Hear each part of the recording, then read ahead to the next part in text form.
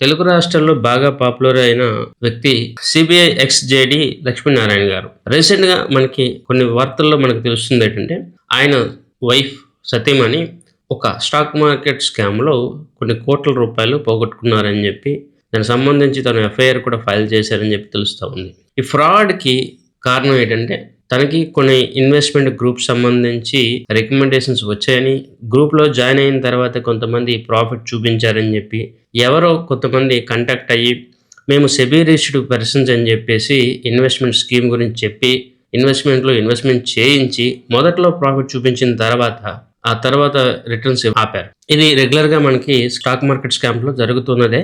కానీ ఇక్కడ ఈవిడ కూడా ఇలాంటి స్కామ్‌లో ఇరుక్కుంది. ఇక్కడ కొసమెరుపు ఏంటంటే, ఆర్డినరీ పీపుల్ కాదు కదా! బాగా చదువుకున్న వాళ్ళు, ఇన్‌ఫ్లూయెన్స్ ఉన్న వ్యక్తులు, పెద్ద వ్యక్తులు కూడా ఇలాంటి స్కామ్‌లకి గురవుతా ఉన్నారు. సెబీ అప్రూవ్డ్ ఏంటి, సెబీ నాన్ అప్రూవ్డ్ ఏంటి కూడా తెలుసుకోకుండా ఇన్వెస్ట్‌మెంట్ చేస్తా ఉన్నారు. అండ్ అన్‌ఫార్చునేట్‌లీ నేను రిపీటెడ్‌గా చాలా సార్లు చెప్తా ఉంటాను. పబ్లిక్ ఎవరో గుర్తు తెలియని వ్యక్తులు ఏదో ఇంపాసిబుల్ ప్రాఫిట్ చెప్తే దాన్ని నమ్మేస్తారు. ఎవరైతే అథెంటికేటెడ్‌గా, జెన్యూన్‌గా అడ్వైజ్ ఇస్తామో, జెన్యూన్‌గా ఇది అవుతుంది, అవ్వదు అని చెప్తే మాత్రం వాళ్ళని నమ్మడానికి ఇష్టపడరు. ఇవి ఎప్పుడు కూడా కొనసాగుతూనే ఉంటాయి. ఎవరైనా కూడా మీకు షార్ట్ టర్మ్‌లో ప్రాఫిట్స్ వస్తాయి గ్యారంటీ అంటే, ఒకటికి 10 సార్లు ఆలోచన చేయడంలో తప్పులేదు.